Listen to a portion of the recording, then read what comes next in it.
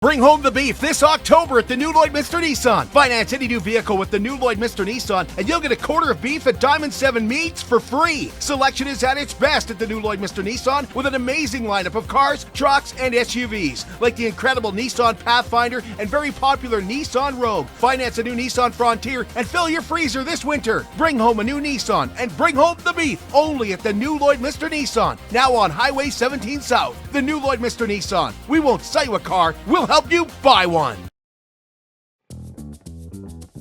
Local people. Local news and events.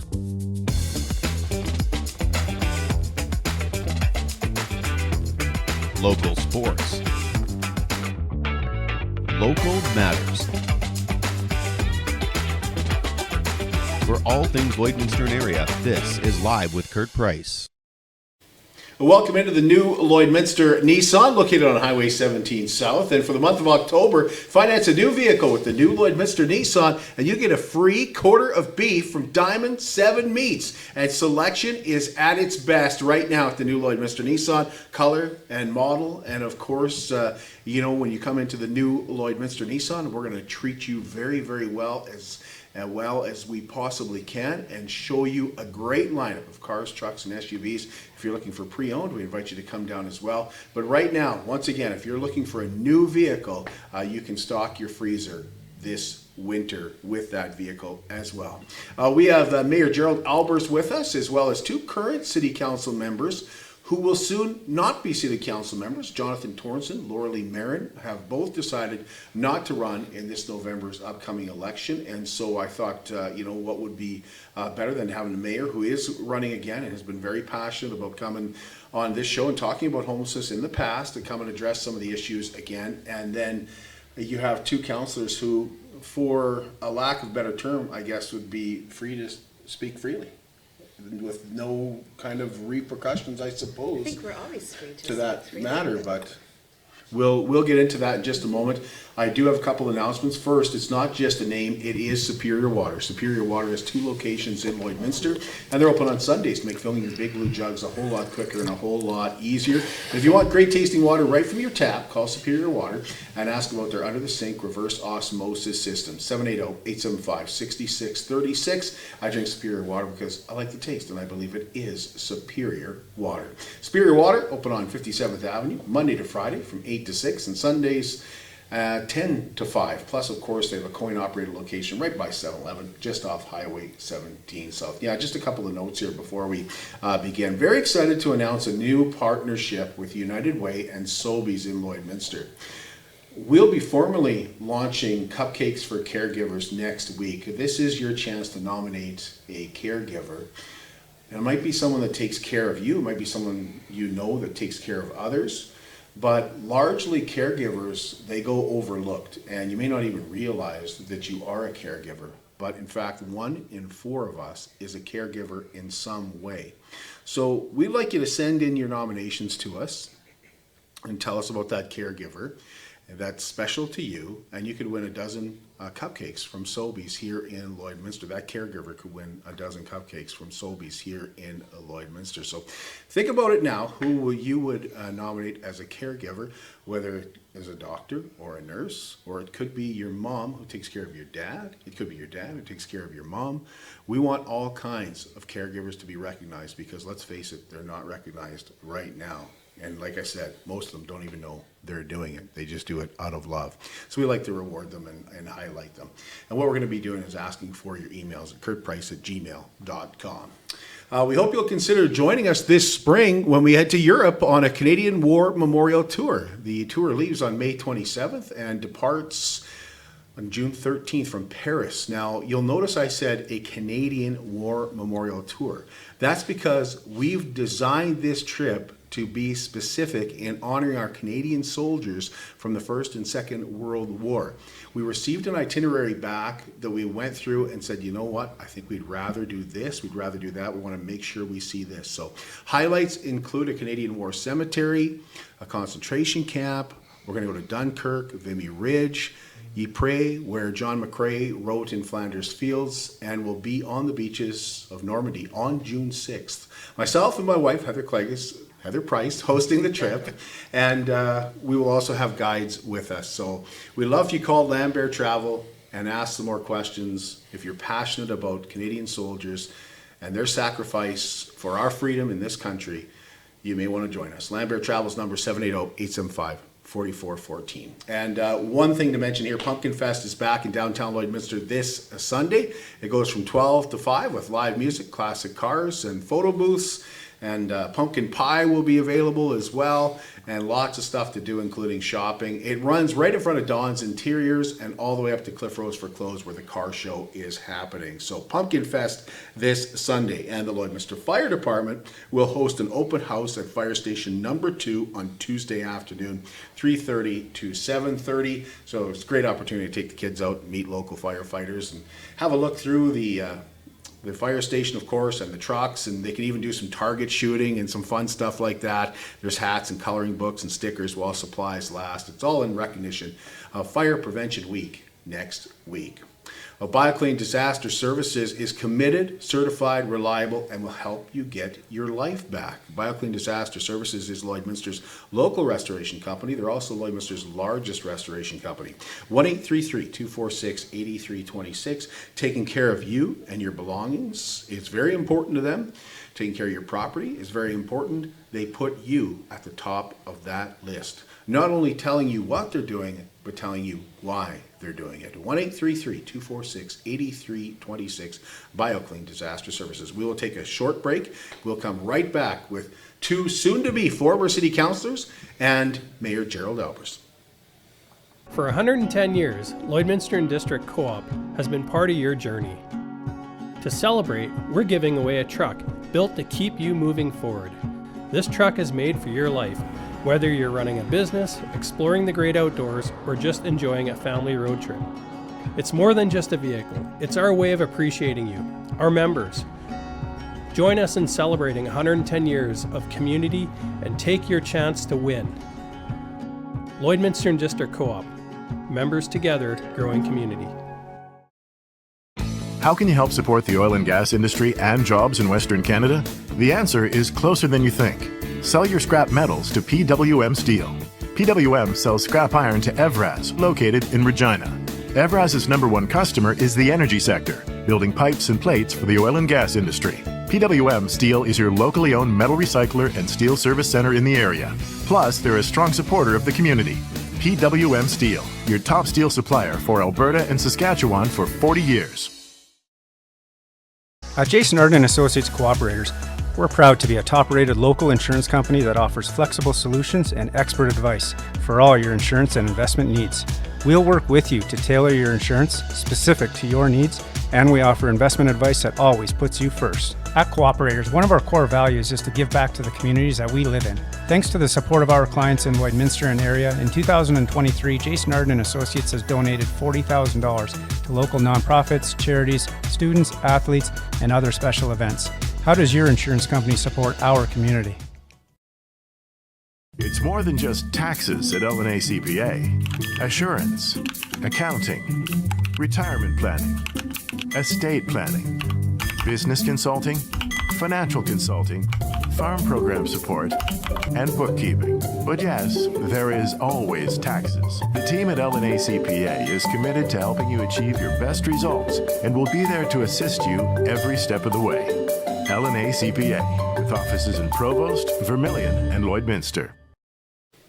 Welcome back to the new Lloydminster Nissan. Welcome to Care Freedom Living. Welcome to Wellings of Lloydminster, a 55 and over active community with gorgeous 1- and 2-bedroom villas. This community is perfect for those who are on the go or for those who are looking to slow down. It means maintenance-free, independent living while you get to know your neighbors. Call Darlene and walk through a villa at 780-872-8537. Wellings of Lloydminster is located on the Alberta side over by the newer 7-Eleven and Petro Canada, but they're underway right now in building a gorgeous clubhouse that will unite that community and allow you to get to know your neighbors. And if you're active and you travel a lot, you'll have somebody to look in on your property. You won't have any issues with that. And if you're starting to worry about shoveling snow in -40 or cutting grass in +40, well, you don't have to worry about that. Call Wellings of Lloydminster. Call Darlene and she knows you're coming, she will do some planning for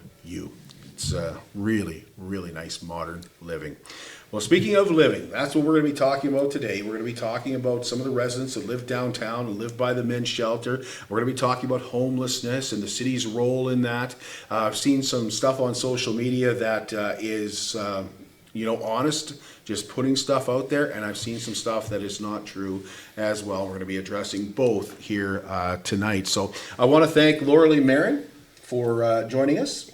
And I want to thank Jonathan Torresan for joining us. Thank you, Jonathan. And of course, Mayor Gerald Aalbers for being here as well. We've had all three of these people on our show at one time or another. Lorelee, I think the last time you were on the show, you were running for council. That's correct. It was 4 years ago. 4 years ago. You went hard after me too. Did I? Yeah, you did. I don't remember that. It was great fun. I remember it well. Well, you think I was hard on you there. Wait till tonight, I'll tell you. Wow. Yeah. Well, I'll roll up my sleeves. The decision not to run again, Lorelee, just a personal thing, or? Yeah, so, I'm still working full-time, and my full-time work is a little more than full-time work. This year, in addiction and mental health, we moved to a new health organization called Recovery Alberta on September 1st. And so I've had a pretty heavy workload. Council, I make sure that I invest a lot of time so that I'm prepared for meetings and meet with people when they're wanting to have conversations with me. And I just found that to do 4 more years of that, when I have 6 grandkids and 3 children and 3 in-laws and a husband of 40 years, that I probably should be spending, and I wanted to spend more time with them. And so I had to choose, and I'm going to stay with where I think I can have a really broad impact on the quality of life in our community and impact on people who, preventing mental illness and substance use disorders. So that was a difficult choice, because I enjoyed council, but I love the work that I get to do in community every day. Well, I want to start with talking about the letters that the city received when they asked on September the 9th. They had a meeting on September the 16th with some residents in Lloydminster.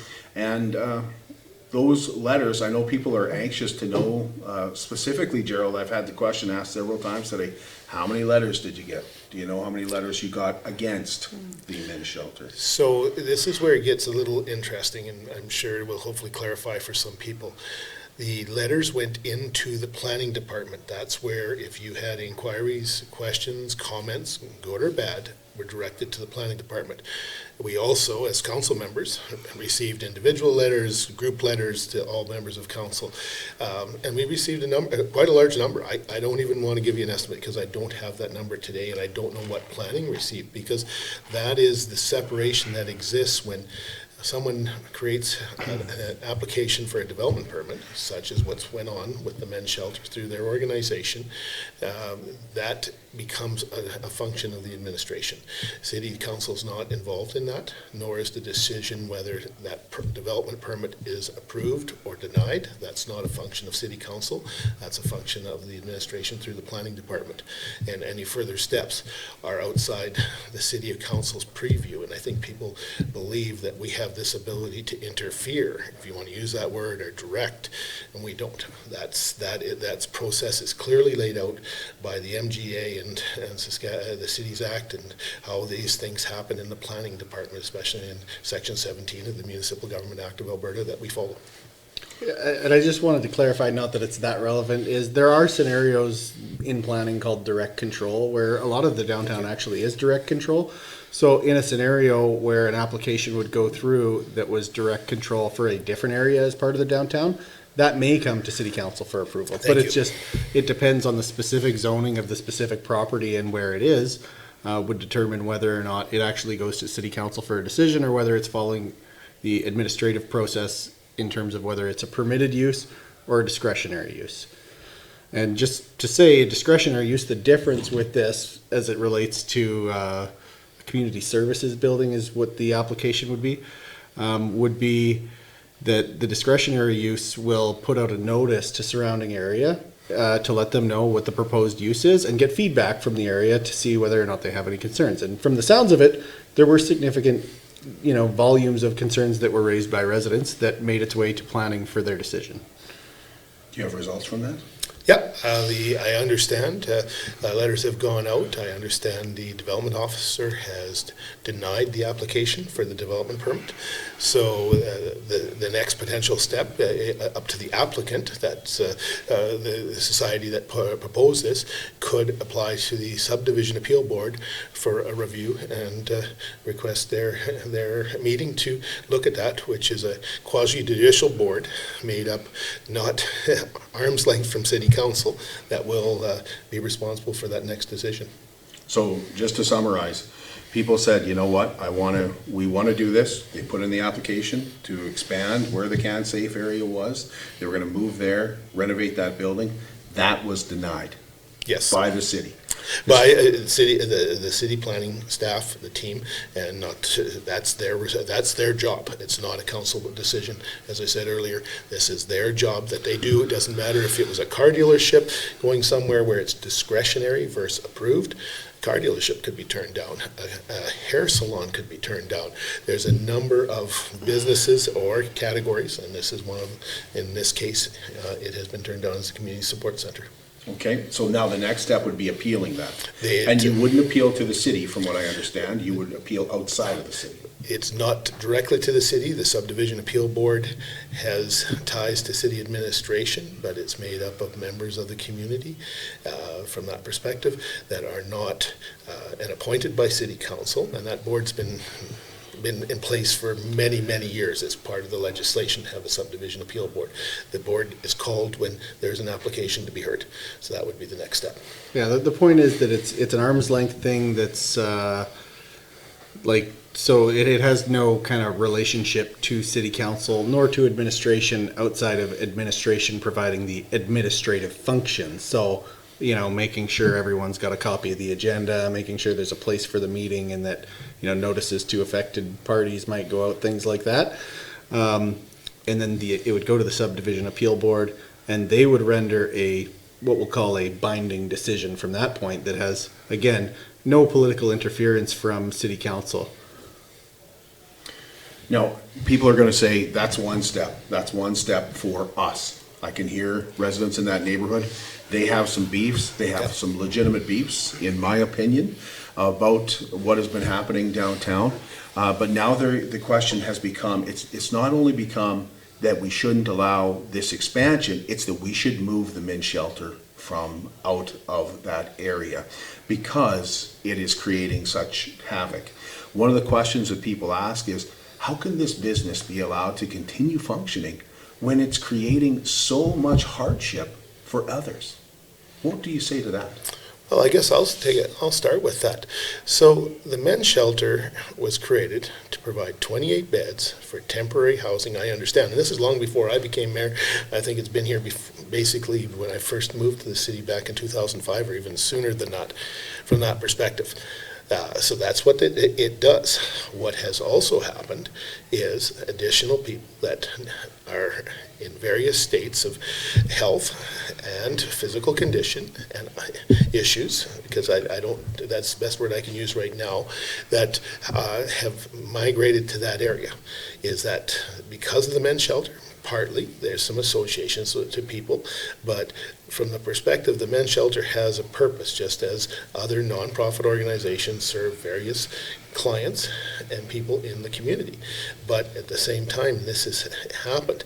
And one of the challenges that we've run into is, from my perspective, and I'll let the councillor speak from their perspective, we've seen an increase in crime.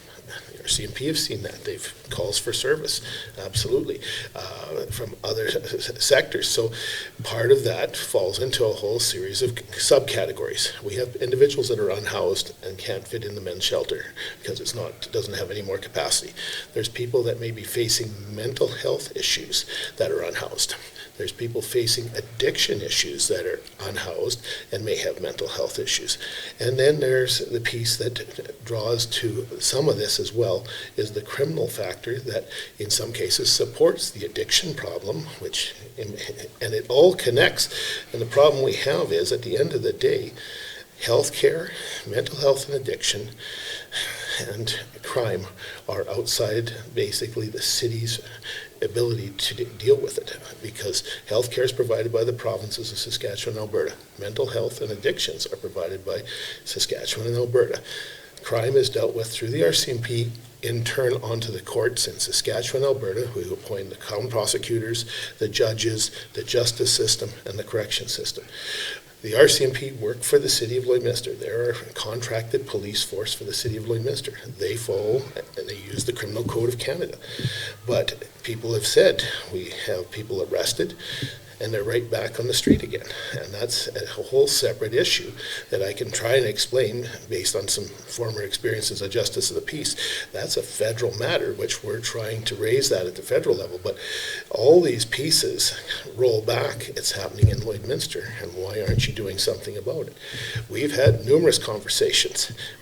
I've invited both ministers of mental health to Lloydminster and addictions to sit and meet and see it firsthand.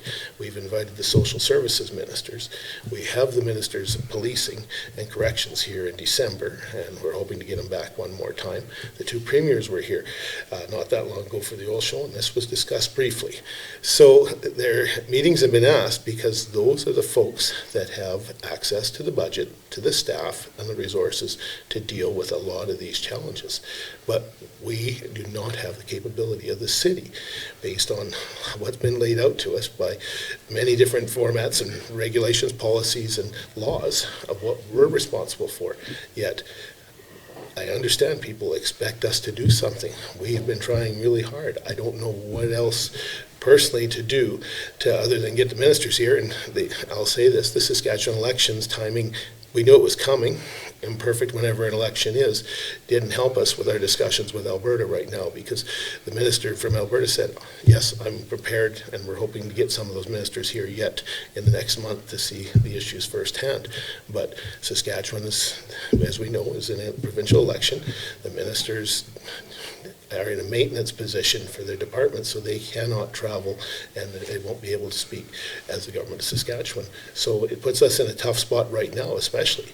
I'd love to have had all the ministers here in September or August, which we were trying, but their schedules and getting people here to see firsthand and answer those questions, because back to it, our hands are basically, we don't have a lot of maneuverability here. You don't have the ability to move it out. We don't have the, so we did do some work a year ago, I believe it was. There was a request for zoning when the last warming center was created last fall, and tried to look at areas. So the challenge, and I've had the same inquiries I'm sure you have, we can move it out of town. I can't physically move it. These two people and a majority of council can't move it. That's the responsibility of the men's shelter, if that's what, or the organization that oversees the men's shelter, sitting down with the province of Saskatchewan, the province of Alberta, and saying, will you fund us if we move here? And then they have to find a building. They have to find a building and location where it's serviced with water, sewer, and those kind of things. So simply building a building, any building can be built. Who's paying for it? Again, that moves to the provincial realm. And I'm going to say this, we also have Indigenous people that are in our community that are homeless. If you look at the federal constitution and all the pieces of the federal government, Indigenous members of our community are truly responsibility of the federal government, but once they leave the First Nation, they become the province, responsibility of the province. So there's been a little bit of tug-of-war, I understand, in many communities, and east of us, west of us, that have been having this wrestle, and this is an ongoing problem. So we put it back up to the provincial level. They're trying to deal with the federal government, and we know how well that relationship's gone in the last few years from a provincial to federal. So there's a lot, we're caught. That's really where we're in a perspective. It's not the best example, but a word I can choose, but I feel caught because I hear what people have said. I drive through those neighborhoods 3 to 5 times a week, just at various times, just to take a look and see what's going on. Our CMP are doing what they can do, but if they arrest somebody and the Justice of the Peace or the hearing officer releases the individual, they have to release them. That's the law. And I can't say it's working perfectly. I'd be the first to admit it's not working perfectly, but that's what we're faced with. I'll just add that came up in the House of Commons today, actually. Pierre Poilievre brought up that a police officer in Toronto had said, we can't keep taking these criminals in and then putting them right back on the street. Jonathan, you look like you have something to say regarding that. You look like you were... Well, I was looking over at Lorelee because she hasn't got a chance to really speak yet, so I don't mind saying something, but I'll give her a chance to say something because she's a kind of more of an expert in the field, I would say, than myself. Well, I don't know that I'm an expert in the field, but I certainly spend a lot of time looking at, the research and the best practices, and there's some things in our community that are of great concern to me, and so there was a few things I wanted to mention. Sure. First of all, what are the root causes of homelessness? We need to address those, and as the mayor has already said, social services is not on our list of responsibilities, yet we found ourselves as a council supporting the home-based program with the Olive Tree this year, and they've housed 35 people. They've had 5 graduates from the program. 35 hard-to-house individuals came off of our streets. I think that's significant and something to be celebrated. One of the concerns I have is, over the years we've seen the number of unhoused people in our community grow, and so what's happening? Well, we have an economic hardship. The cost of housing, the availability of housing, the cost of food, all of those things contribute. In addition, we release people into homelessness. We release them from mental health facilities, from addiction facilities. We release them from correctional facilities with no plan for them to actually have housing and transition back into community. So that's an area that needs to be addressed, but it's not the responsibility of the municipality. We don't control those things, so we need the province and the federal government to step in. So parallel to looking at how do we address the number of people who are unhoused now, how do we prevent that from happening in our community? And we have the social policy framework that leadership table is really looking at housing. How do we collaborate as a community to address upstream what's happening so that we have less individuals in our community who are unhoused? And then how do we, parallel to that, address the situation that we have right now with quite a number of people unhoused? October 16th, I think, is the point in time count in Lloydminster, and so we'll have another understanding compared to last year. How many unhoused were we seeing? And what I really like about the approach that they're using, it's the Housing First approach that was established by the federal government, is that we ask the same things every year. So we'll have an understanding of where did they come from? Do they have support systems somewhere else? Is there a way for us, are they just trying to get back home? And can we support them to do that? If they have family or connections in another community, can we help them to do that? And that's happened with a couple of individuals. Why are they in Lloydminster? Do they need other supports? Do they have ID? And so Residents in Recovery every Wednesday afternoon provides ID clinics. So I see us rallying together, but the issue has become kind of explosive in the community, and I understand so much the residents in that neighborhood, the concerns that they have. And somebody said to me, you must be sick to death of hearing, of them organizing and all of the letters. And I'm like, no, I welcome it. I'm so grateful that they're taking time to get to know their neighbors, to organize, to talk about what they're experiencing. And I hope from that they have connections where they can offer some solutions. What I would hope for the shelter, and the men's shelter is there right now. It's not going anywhere. With the new space, they would have had 24-hour washrooms, and so people are concerned about their lawns, their yards being used for bathroom facilities. People are concerned about people's, coming in and setting up tents or sleeping in their backyards or along their garages. And this would house 32 more individuals. And so we would take more people off the street. The other big thing, and I worked down there for a long time, for 10 years I worked in that neighborhood, and so I really do understand the concerns of the residents. But it would take people off the street, give them an opportunity to do programming inside. Right now, the shelter at 8 a.m., you're out. You can't come back into 5. And so can you imagine being in a situation where you have to just hang around on the streets all day? You're unhoused, you're displaced, there's nothing for you to do. What do you think is going to happen? not anything good. So having a larger facility that could offer some programming might be a benefit as well. And so I'm hoping for some good conversations between the Social Action Committee and the community, that they can start to see how it might, the men's shelter's there. If it doesn't get approved somewhere or funding from another level of government, this winter we'll have the same situation as they're in right now. Is there an opportunity for that to change and to improve for them, and get everybody to the table talking about what would benefit the people who are unhoused as well as that neighborhood? And the last thing I might say is it's important not to paint all unhoused people with the same brush. And so the point in time count will help us to understand how we can help individuals navigate to other resources, services provided by other levels of government, other agencies in our community that can support them, and hope to get them into housing or into a program where they will get the support that they need and not be on the street. I can't imagine what it would be like to live on the street.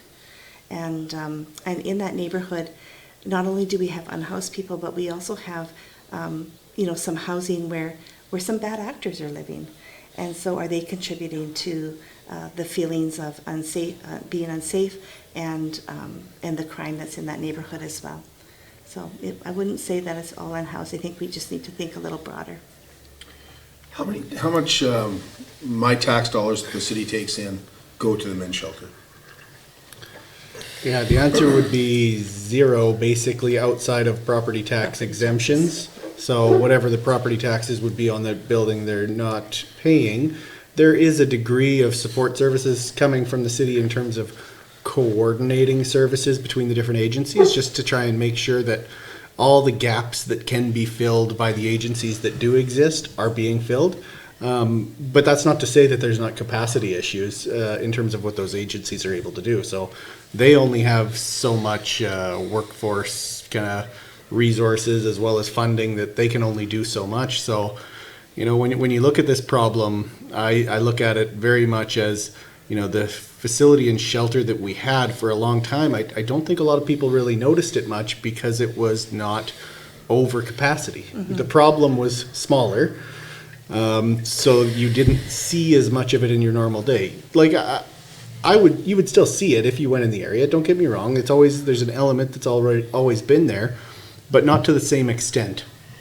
So the example I like to use when I think of it is, okay, we've got a 1 liter bucket and a 2 liter problem, and we're trying to pour this 2 liter problem into a 1 liter bucket, and you're seeing the spillover. And that's what you're seeing is the spillover from those who can't access services and have no place else to go. And my understanding is what the Social Action Coalition or the men's shelter is intending to do is to get a bigger bucket so that they can capture more of that and be able to get the services to those who need it. At the end of the day, I think we have to let our planning staff do what they're going to do. That's the process we kind of set out as a council. But when you look back at some of the documents that we've had come across our desk and some of the initiatives that we've done as a city to try and address this issue, specifically the housing needs assessment that we approved back in, let's say, February, March of 2024, the men's shelter and many of the other agencies in town are not doing anything that is not in that playbook in terms of how to deal with the issues that we have at hand. Adding another 20 to 30 beds for emergency shelter is right in that document saying this is something that needs to be done in the short term to be able to deal with the challenges that are already there. So we look at that issue and we look at some of the other information in there, like I want to say 1,000 people in Lloydminster are at risk of becoming homeless just based on where they are from a income level relative to the cost of living and everything else. There's 1,000 people who are at risk. And last year the number was around 193 for our actual homeless count, but that doesn't count the hidden homeless that might be out there. So even now, it's hard to say what the numbers are like, but at the end of the day, one thing we do know is it's more expensive to live in Canada, in Lloydminster, everywhere. And wages have not necessarily increased at the same rate that the costs have gone up. And especially if you think about, maybe people on the lower end of that scale where, maybe your minimum wage hasn't moved in a while or something like that. It only takes one, bill that got out of control, one missed rent payment, one something where, there's individuals and families that can find themselves in a really tough spot. It might start as couch surfing, but it might end up as, living on the street and trying to find ways to survive. So, it's something that I think we have to also consider while we do consider the difficulties and the challenges that you would have of living in a neighborhood that has, the spillover happening in it. But as far as moving the shelter, when I think of that same example of, the 1 liter bucket, I think my theory, and I don't know that this is right or wrong, but I know that it's a challenge to get to the other services, and accessibility is a key tenet of, what's required of a homeless shelter that's within that document. So if you just move that bucket to somewhere else, you're still potentially pouring your 2 liter problem into the same place, and you're going to see people who are spilling out, we'll say, is still in the downtown because those are near the services that they need to access every day, whether that be the Olive Tree, whether that be Residents in Recovery, whether that be Prairie North, all those things where there's still those services that may need to be accessed, and people will only travel so far. So then the question becomes, now do you need some form of transit if you move it out of town to be able to get people to the services that they need every day? And then is there funding available to do those things? So that it snowballs into different questions. There's also the Lloydminster is a bi-provincial city. So if you move it outside of Lloydminster, it's no longer a bi-provincial shelter. So they might be losing funding for all of the people who came from Saskatchewan or losing funding for all the people who came from Alberta. Does that make the problem better or worse? It could potentially make it worse. Is the application in the right spot? I don't know. The planning staff, we have to let them do their work. We have to let the SDAB go through their process. If the Social Action Coalition chooses to appeal, I believe they have the right to do that. And then do residents have the ability to speak up for that process as well? Yes, they absolutely do. So, part of it is just letting the process work itself out. But I do think, from my own perspective, that it doesn't solve the problem or solve the challenges by simply moving it out of town. The people who are in this scenario, if you look at the point in time count, vast majority are from Lloydminster or the Lloydminster area. Like, if you look at the numbers, 30% or something have been here for longer than, or from 5 to 9 years, and then another 20, I can't remember the exact numbers, but I want to say 55% were here over 4 years. So I would say that they consider Lloydminster home. So, Lorelee, you mentioned, you can't imagine being one of those people that are living on the street. For me, I can't imagine being one of those people that lives in that neighborhood. I agree. What do you suggest they do? Mm-hmm. Because you've got people who are vandalizing their property. You've got people who are defecating on their property. You've got people who are sleeping on their property, making it uncomfortable, throwing needles on the street for where you've got kids. What do you suggest these people in this area? Because I look at them and I go, I agree with them. They've got a big beef with the men's shelter. They have a reason to be concerned. They're watching their property value go down. As a citizen of Lloydminster, I'd be so pissed off if I was them. I can't imagine what they're going through. What do you suggest they do? What do they do? Because right now, it seems to me they're directing most of their anger at the city council. Yeah. It appears to me, reading social media posts, that it's all going towards you guys. What would you suggest they do? So I really appreciate that they're organizing. And I think, if you're looking at, the research tells us that when neighbors know each other, when they're united, when they know the children on their street, that they create a safer community. And so I think that's really important for them, to know who's on their street, to be able to watch out for each other's children and for each other's homes. It's so difficult because part of me is like, could they just, because they're in this situation right now and we're going into winter, could they just give this idea a chance to see, does that help clean things up? So there's a new executive director this year at the men's shelter. Give what an opportunity? A larger facility, or give the men's shelter an opportunity to clean things up. And so they've been talking a lot about what they're going to do and how they're going to be good neighbors. And maybe potentially getting rid of some of the bad actors. I don't know how they would do that, but they talked a little bit about that. And so can they work together as a neighborhood and with the men's shelter to improve their sense of safety and belonging in that community? And I don't think there's any easy answer for that. Would I want to live there? I wouldn't right now, because all of those reasons. But would I want to support a 24-hour bathroom, more housing for people so they're not all on the street? It doesn't mean that we're going to be seeing more people unhoused coming. It means that the people who are there right now will have housing, and so they won't be sleeping in your backyard or on your porch or putting up tents. I don't think we'll ever get away from some of that, but to get the problem more manageable and to give people an opportunity to have housing at night. When they have housing at night, we have women who are sleeping during the day because they're too scared to sleep at night. They're worried for their safety. And so that's a concern, the safety and well-being of some unhoused people who are there by life circumstances. They don't want to be there, but this is the only thing that they have right now, and they're trying to survive. And so how do we have compassion for them, but also for the neighborhood, to be supportive of them? It's tricky. I don't know the right answer. Gerald? Well, Councillor Marin really summed it up well. We are in an absolute difficult spot because, as we've said, City Council, our hands, in essence, like I say, go back are tied. We're following what we have the ability to do. We put $60,000 into the home-based program. The Olive Tree came to us and said, this is our success. If you can contribute $60,000 to provide a caseworker that fund that caseworker, we believe we can put 10 people. They've got 35 people there. So is that one of the solutions that possibly might help? It certainly will. But we've got back to the root causes, and talking to the RCMP, and they've been out and talking to people. They know they can't police their way out of homelessness because some people don't have a criminal issue. And people may disagree with me with that, but there's some that don't. I truly believe that. But it does filter back to some of those.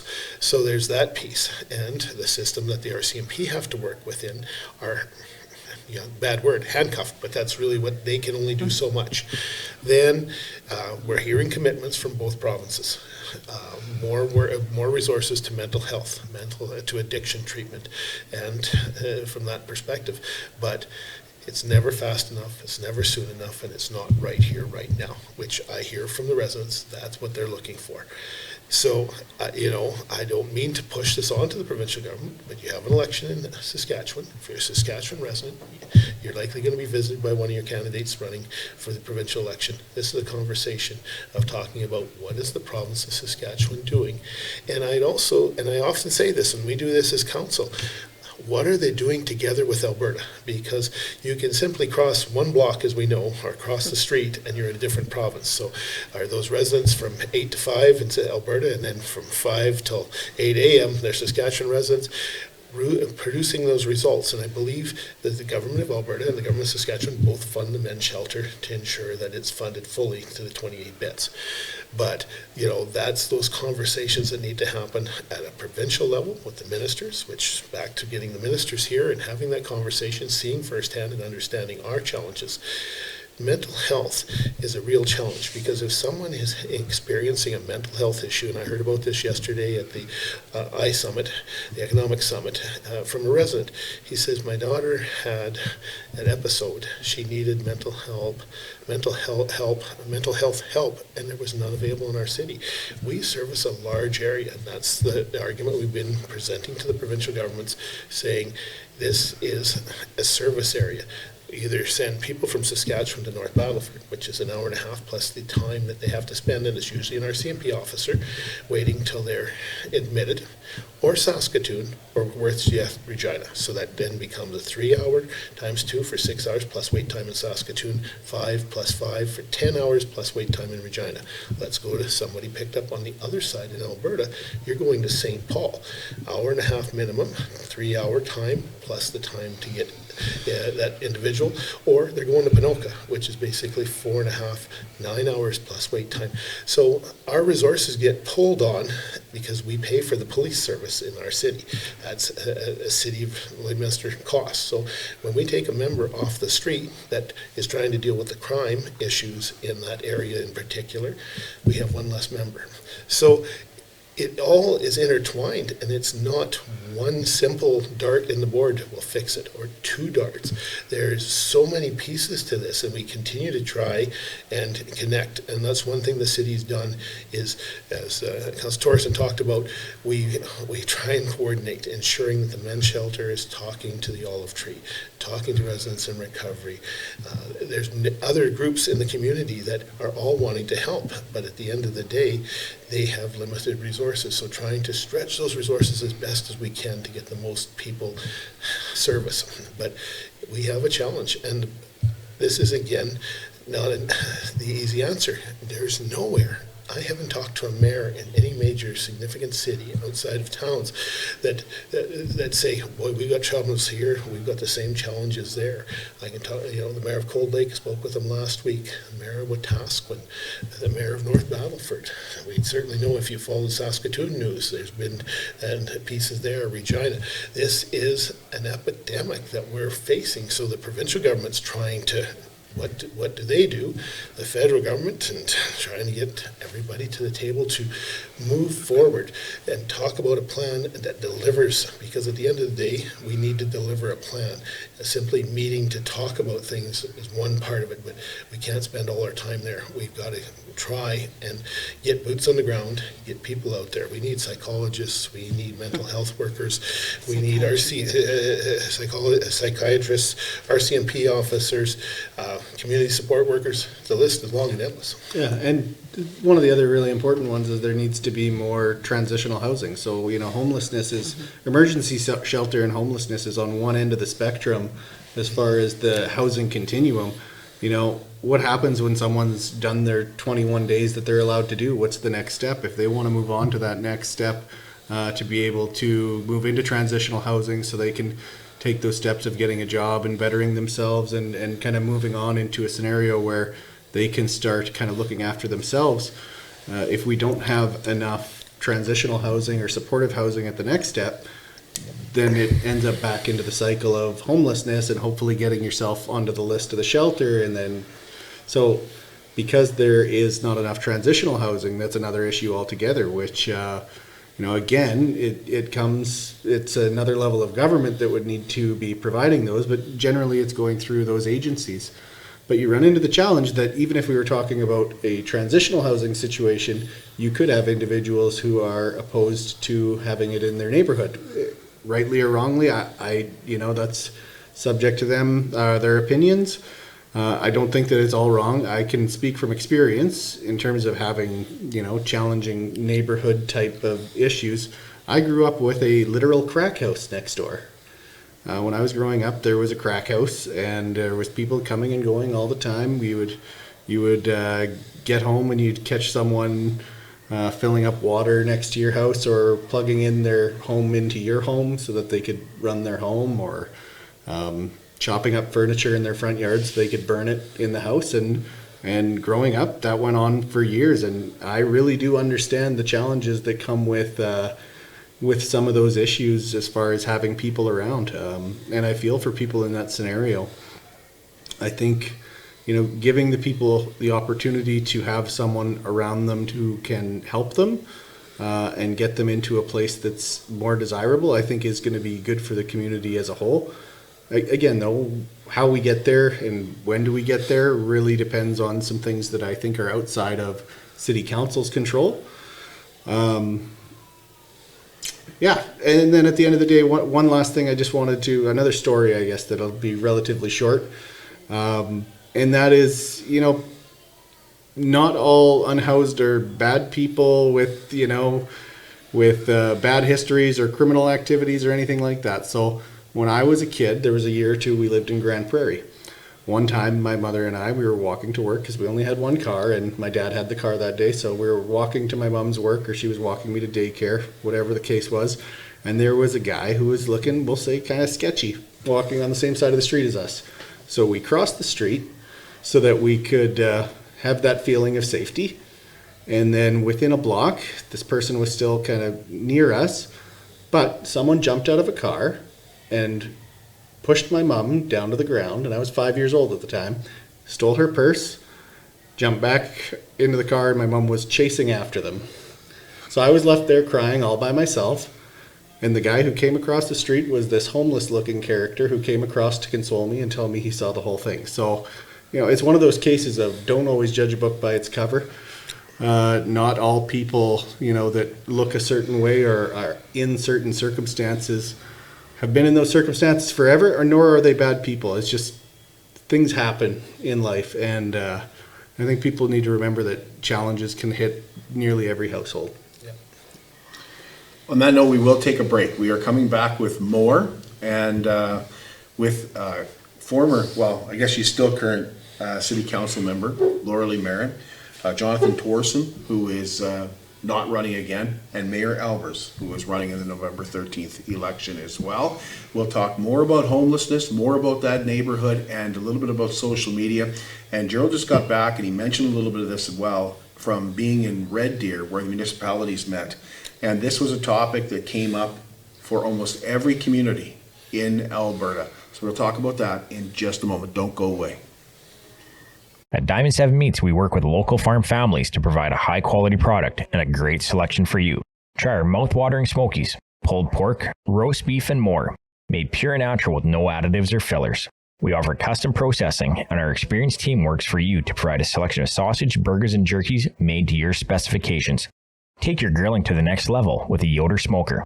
Complete the grilling experience with a Canadian-made, award-winning line of House of Q barbecue sauces. We're locally owned and operated, and we look forward to seeing you today. I'm Brian Zinchuk of PipelineOnline.ca. I used to be a pipeliner, and I've spent the last 15 years reporting on energy in Saskatchewan. PipelineOnline.ca provides comprehensive coverage of light oil, heavy oil, lithium, helium, power production including coal, wind, solar, geothermal, natural gas, and nuclear. There's a lot happening in Saskatchewan's energy sector, and Pipeline Online is there for all of it. No one else comes even close. At CK McKean Roofing, they understand what it took to put that roof over your head for your family. With over 20 years of experience under their belt, they strive to show you that with their workmanship and their integrity. Not all roofing companies are created equal. And that's why CK McKean Roofing encourages you to focus on your most important investments, your home and your family. CK McKean Roofing. Roofers do it on top.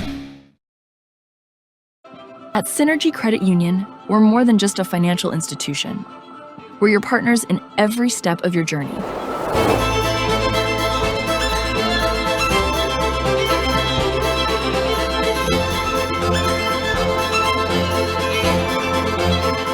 From supporting local businesses to enhancing community life, we're committed to making a difference. Join us in shaping a brighter future. Together, we thrive, because this is Synergy.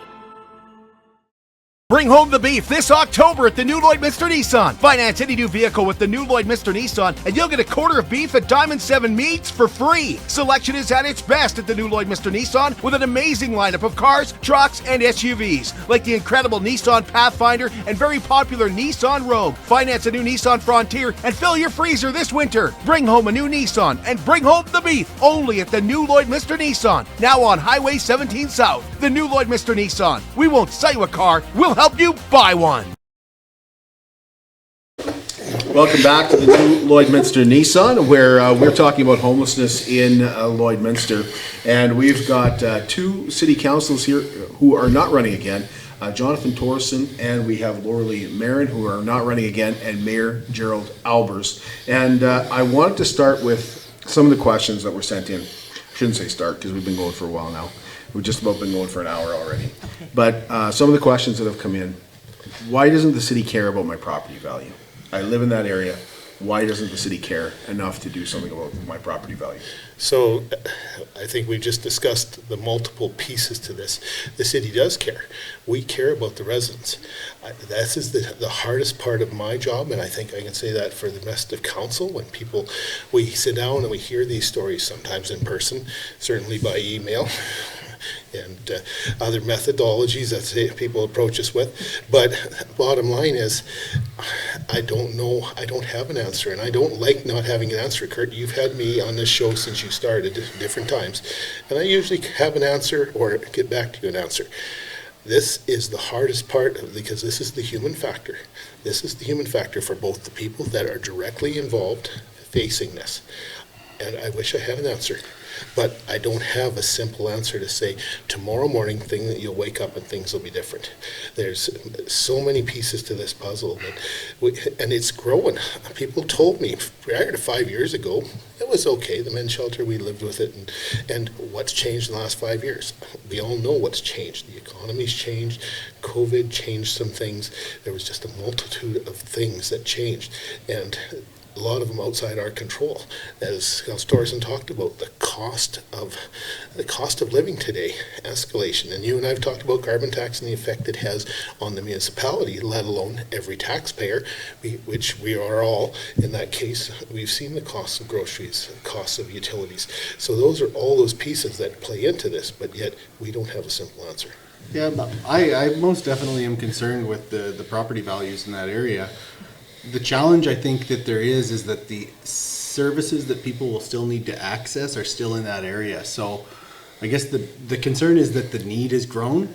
So again, no shelter in that area, that may solve a problem very temporarily, but people are still going to be able to need to access those services. So, you know, my big concern is if you had no shelter, the problem would be bigger and worse because everyone would be outside all the time and no one would be able to access the services they need on a regular basis. So, you know, it's one of those things where, is it ideal? No.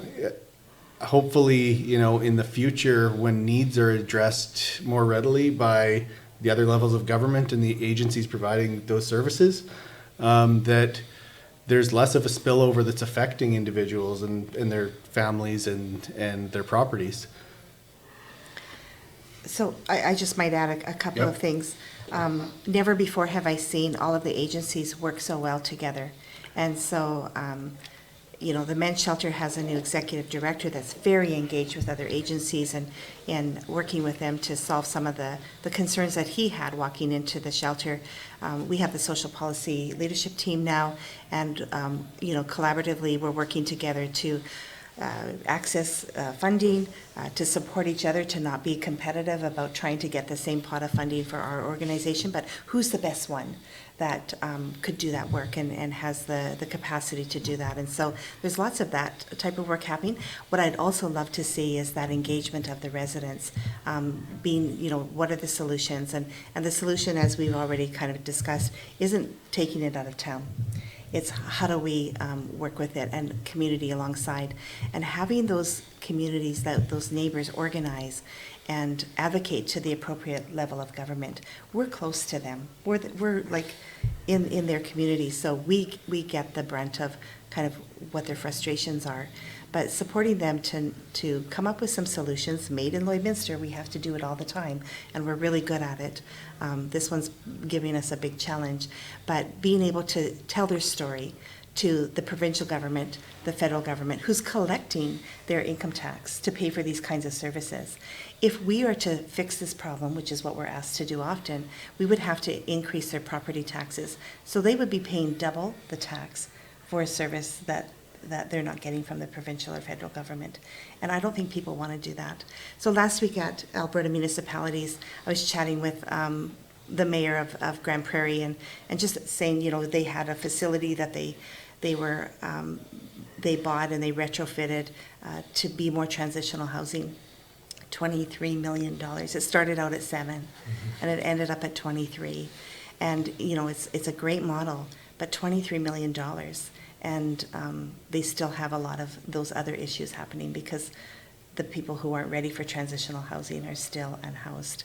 So I just think that, hearing their stories from the neighborhood, really important. How do we support them to tell their story to, in the provincial election, to the candidates here and to the ministries about that can control that funding.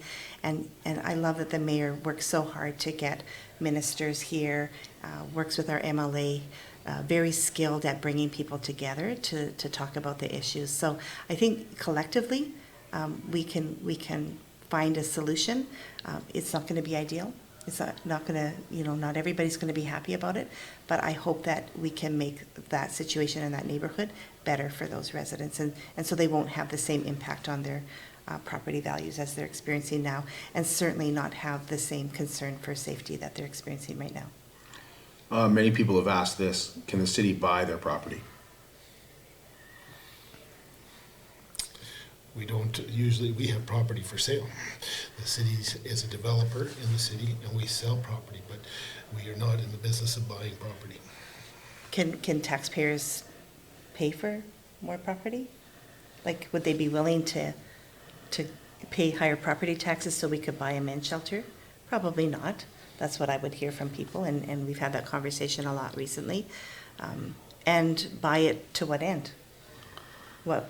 Would it still be a shelter or just an empty building? I'm not sure I understand the question or the point of it.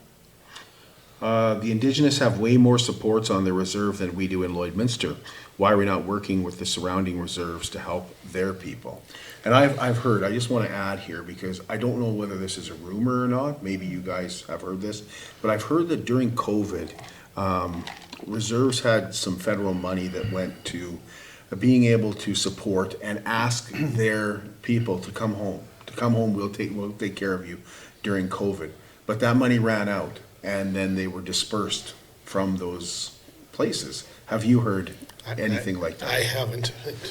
Well, I have not heard anything like that, but there's a degree of, we'll say, within our document that we have, our housing needs assessment, part of it is having stronger partnership with First Nations in and around Lloydminster to ensure that, and not necessarily from the supports that happen there, but to ensure that people are reunited with their family where possible.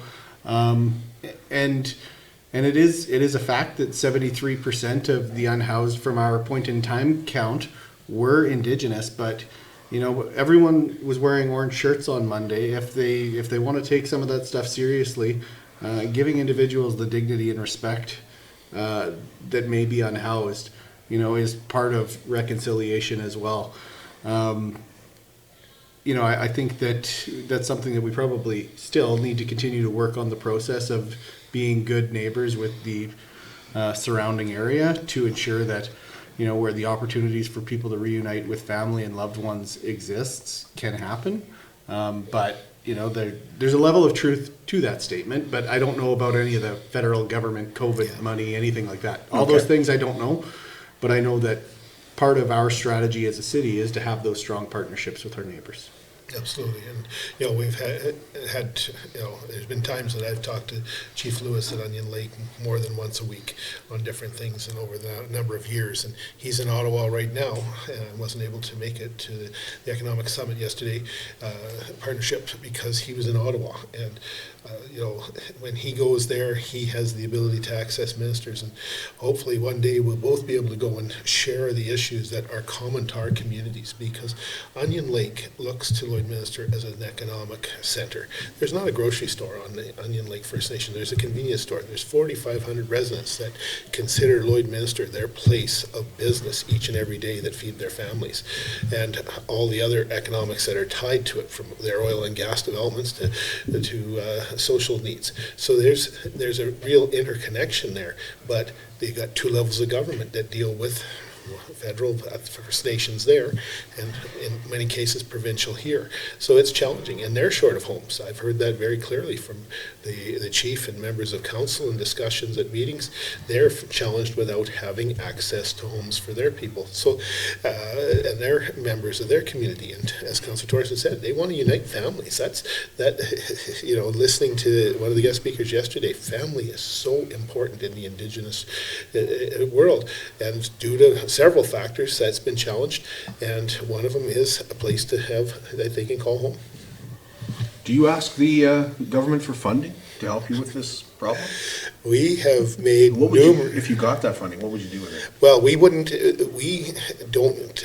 We ask for funding for our organizations and the service providers in our community, including their departments, be it Sask Housing, be it social services, be it health and mental health and addictions. We've asked for counselors. We've asked. The list is long and endless of our asks, and we continuously ask. The challenge is there's everybody else, as we talked about earlier, is in the same ask and trying to put a Band-Aid on something that needs stitches, as an example. They're trying hard, but how many resources? And those resources are limited. We here, talking. I'm going to add a little bit of this. We talk to businesses and they're having a hard time finding employees. You ask SHA and AHS and different organizations how hard it is to find a psychologist, a mental health worker that are trained, and the counselors. Ask the RCMP. They're trying to play catch up for a number of years, getting the number of members. There is a shortage of people in this whole grand scheme of things, so it makes it even challenging. Now, Councillor Marin may be able to speak to this better than I, which I kind of want her to, which is why I'm introducing it. Okay. But just generally speaking, and again, I keep bringing up that needs assessment, but that I do believe was funded by another level of government. I don't remember which one funded the study, but those are the kind of things where, the city's responsibility in terms of coordinating those things. But that document then becomes the document that these different agencies can use to apply for grants or to apply for funding for their projects and their needs of the things that they're working on. Well, I can just comment on that. In 2018, when they did the initial needs assessment, so the social needs assessment, we used that document to actually get mental health capacity building funding in our community. And so those are mental health prevention workers in every classroom in the schools, which is significant. And now that's core funding. So all these years later, we used a document that the city coordinated to build and to be able to get a service in our community. So important for those agencies. They are not able to do that level of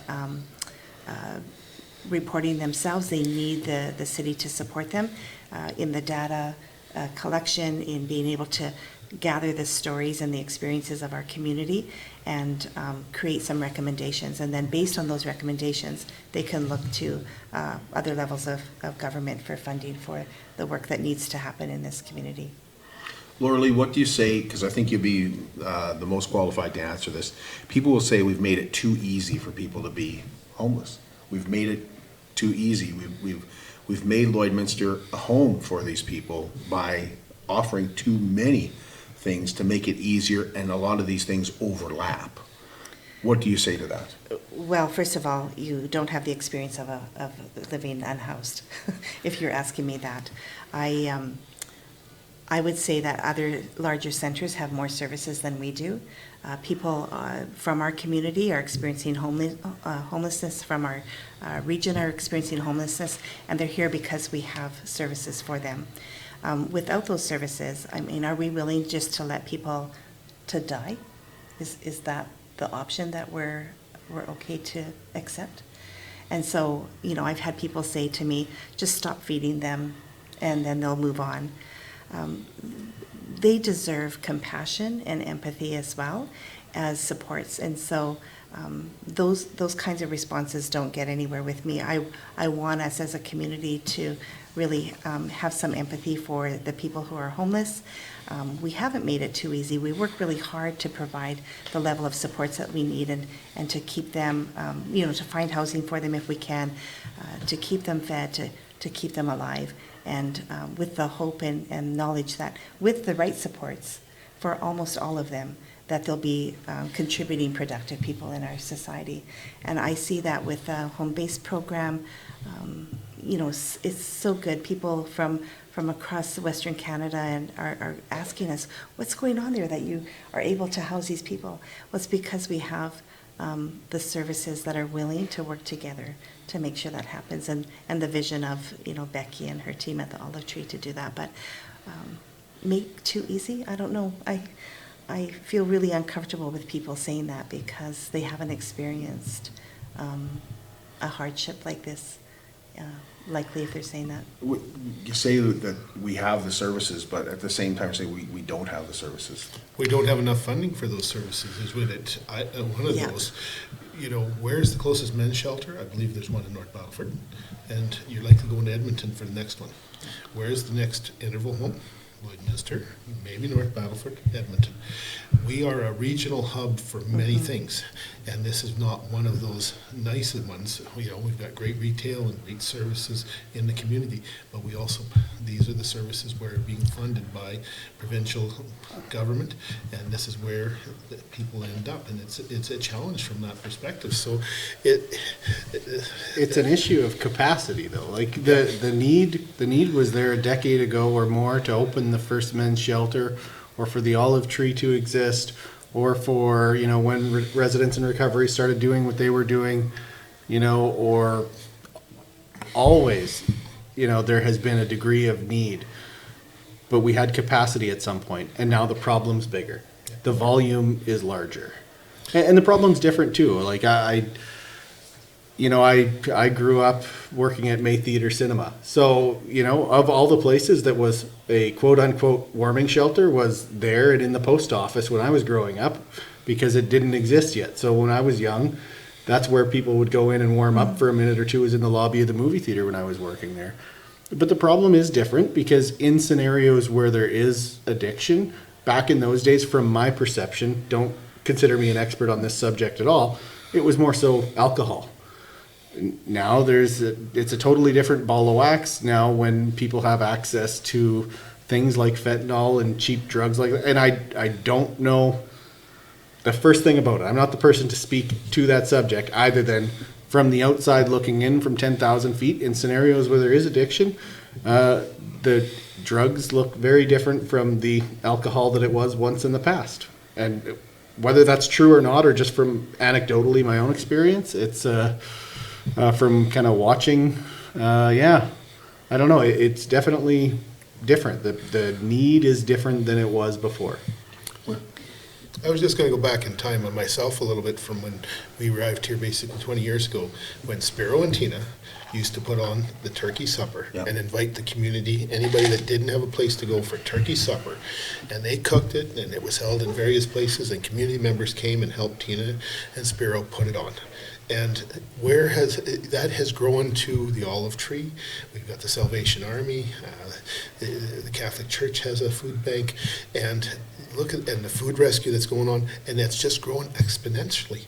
Yet, so is our community, and that's one of the other pieces. Growth is good, but growth also brings those things, and back to that bucket. The capacity bucket is only so big, and they're trying to pour in. I love that analogy. 2 liters into a 1 liter bucket. That's that simple.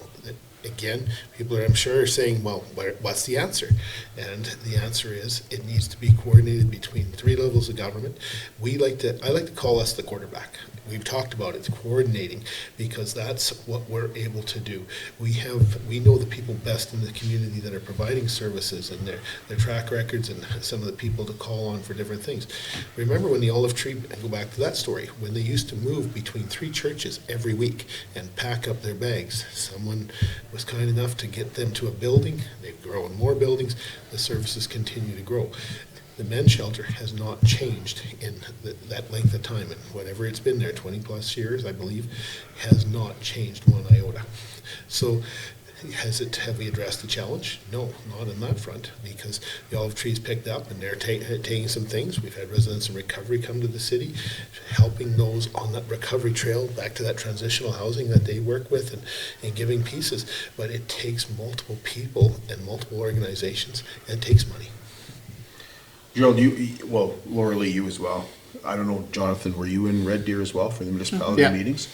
So if you read any newspapers, read anything on social media, you saw something that came out of those meetings, and they focused, I think, on the Red Deer mayor, because he was kind of a spokesman for that municipality event, was that they were going to the province about homelessness. What separates our situation here in Lloydminster from Red Deer, Grand Prairie, and into Saskatchewan, I suppose, with North Battleford, Moose Jaw, Prince Albert, Saskatoon, you mentioned, has a problem as well. We see people sleeping. If you come out of a hockey game at night in downtown Edmonton, you're walking over people.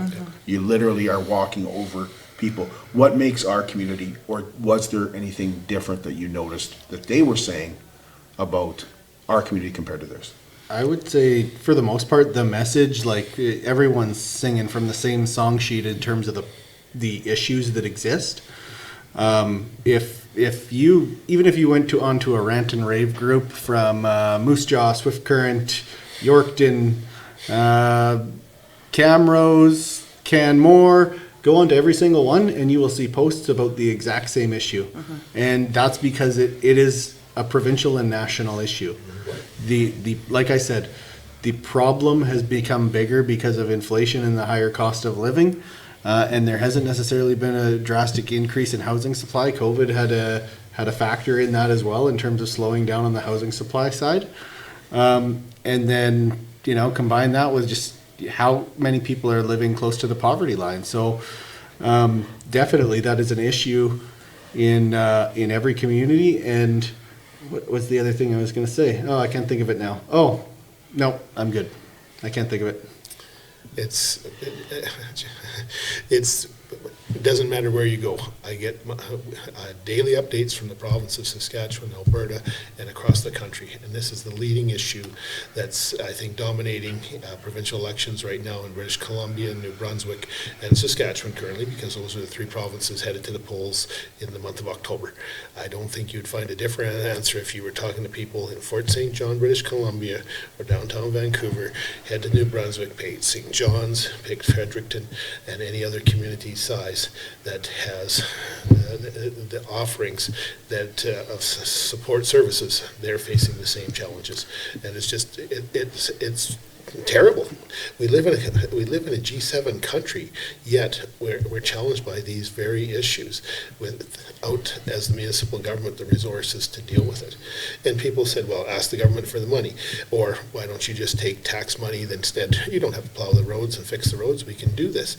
Well, I can tell you, based on the experience I've had for 8 years, Councillor Torresan 8 and Councillor Marin for 4, if we take a provincial responsibility on, I guarantee you they'll let us take it on, but we won't see any money for it. So where do you want your tax dollars to go? Because the province still collects their income tax, the federal government collects their income tax and all the other taxes that they collect. We don't have that ability.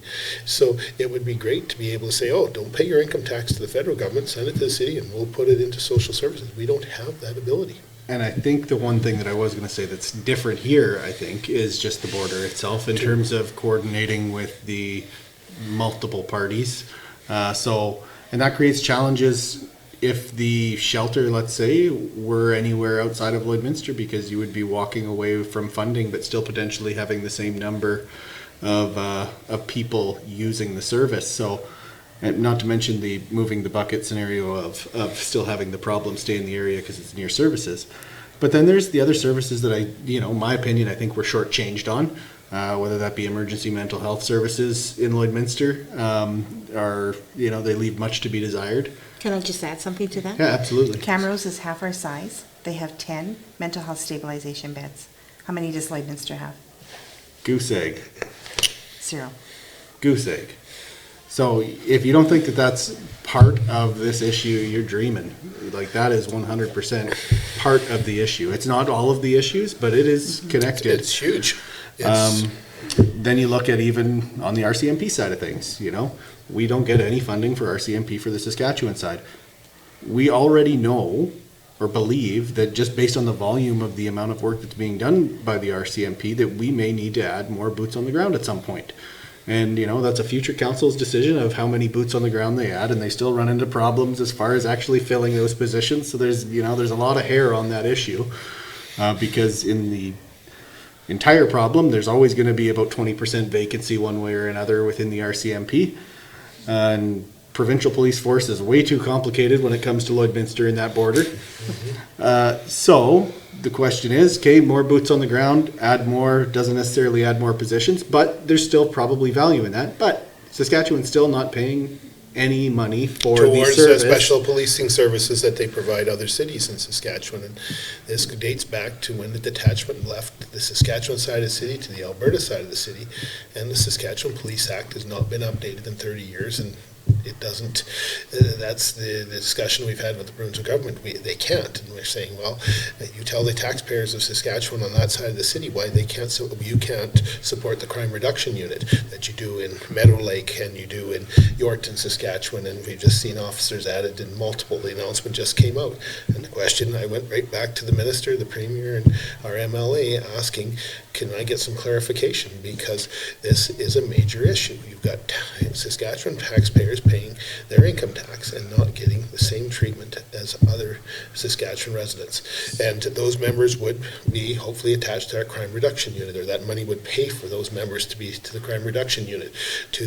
We've got student resource officers that the taxpayers pay for, and we're just asking for the opportunity to provide the same level of service as a municipality as any other municipality in Saskatchewan that receives support from the provincial government. Another example of that is Lloydminster doesn't have a PAC team or a crisis response team that has a, policing, but then a mental health therapist attached to it. And so I asked the Minister of Saskatchewan when I had a chance, do you pay for mental health therapists to be part of the teams in other centres? And he's like, well, of course, that's just, part of our agreement. Well, in Lloydminster, we actually, as a city, would have to pay for the mental health therapist. SaskHealth wasn't willing to provide it to us. So those are some of the challenges that we face in trying to navigate services for the people of Lloydminster. Yeah, so the point of that statement of all this stuff was you won't find another municipality of our size in Saskatchewan that gets no funding. And in Alberta, you won't find a municipality that's got, 30%, 35% of their funding chopped off. Why can't we change that? Well, that's a really good question. It's called, I joke with people, and I have to, Reverend Barr and the colonists should have stuck their stake in the ground over at Marshall and called that Lloydminster, or they should have went to Blackfoot, but it didn't happen. What happened, we can't change history, and that's what we're in. We're in a position of where history. What we can change is, hopefully, in January, the two premiers committed when they were here for the oil show that they're willing to come back with their cabinets and have a serious discussion about how Lloydminster's dealt with. I am always trying to be optimistic in my job, because getting two premiers together was a tough enough challenge. Getting two cabinets, been working on this for 7 years, and it may actually happen next January, subject to provincial election in Saskatchewan, because if there's a change of government, start all over again. I can tell you that's what, and depending on, from my perspective, I'm here till the 13th of November, subject to the residents of Lloydminster. I still have time to file my papers too. Yeah, you sure do. Absolutely, absolutely. It's that's democracy. But really, hopefully, having that opportunity to bring these issues to the forefront, because the departments work together occasionally, and service providers, SHA and AHS, and we know there's still some struggles and challenges there. But having the ministers here speaking to each other, hopefully having the ability to have some breakout sessions that members of our community can actually share with both ministers how important it is for them to work together. Excuse me. At the end of the day, we need dollars. If it's 50-cent dollars from each, they go farther. You can't get a better bang for your buck for 50 cents to get a full dollar's value. Or 60-40, however they want to split it. And that's one of the things we've been sharing with the government. When you come to Lloydminster, and Councillor Torresan said it well, if Alberta gets, but it's not covering that piece, okay, Saskatchewan, we need you guys to work together. And it's difficult, because the problem is they are given mandates within their respective province. And, we've dealt with it on wastewater, we've dealt with it on water, we deal with it now with the CFIA on food and food processing in our city. And we just keep tackling them. And then another one comes up, and I won't even talk about the latest one that's on my radar, that is an Alberta provincial because it's now got federal jurisdiction to it. So this is an ongoing problem we deal with every day. City Council and administration, I'll give it to administration, they do a great job because they have to do twice as much paperwork as any community in Alberta or Saskatchewan because they've got to file paperwork with both. And when it comes to the grant applications we've talked about for the municipality, as our nonprofits, they're filing with Alberta, they're filing with Saskatchewan. We do the same with the city, trying to obtain as much grant funding as we can to deliver the programs that we deliver each and every day. I just want to add to that because I think you said it very well, but we're 6 councillors and a mayor. We need the community to become informed, understand the issues, know what the key messages are, and collectively ask and advocate to the provincial governments for the services that we need. We need their voice, but we need it done in a organized manner so that they'll be listened to. What do you say to people who live in that area who might say, you know what, the city is passing the buck to the province is going to pass the buck to the federal government, that's all that's happening, we're just going around in circles? Jonathan, I know you're very passionate about that. Yeah, I understand that sentiment, I guess. But at the end of the day, we do have our own individual responsibilities as levels of government. Like it's not a mystery. You can find them on the internet in terms of what our services is versus what a provincial service is versus a federal government services are. I didn't take that in school, by the way. I took provincial and federal. I didn't take municipal. Well, because it wasn't taught in the curriculum, right? What's the responsibility of the municipality? But people are going to say you're just passing the buck. No, I'm saying that we have a responsibility, and our responsibility is in terms of coordinating services, ensuring that we have RCMP services. Planning and development is part of our responsibility, and that's, I think, where the challenges are right now. But at the same time, we have a pretty clear kind of definition in our land use bylaw in terms of what that process is, to ensure that there was an ability for the men's shelter to move, let's say. Whether or not I believe that it was going to potentially move next door, I don't think that was my thought at the time when we were saying what the potential areas are, which include many commercial and then light industrial areas. So it's our responsibility to do those things, and I feel as a city, on the side of the things that we've done in terms of coordinating those services and in terms of ensuring that kind of those strategies and documents so that those agencies can go out and do what they need to do, I feel that we've done that. I feel that we have paid over and above for our service as far as RCMP. Can we potentially do more? I would love to do more with more funding, but it's the challenge that people are already paying for it once in their personal and income or in corporate income tax. And why should they be paying for services twice that should already be provided from our perspective and the way it would be provided anywhere else? So we'll continue to advocate on those pieces, for another 35 days. But even then, there are things that I will continue to advocate on because I think they're important and I think they matter to the community. Mm-hmm.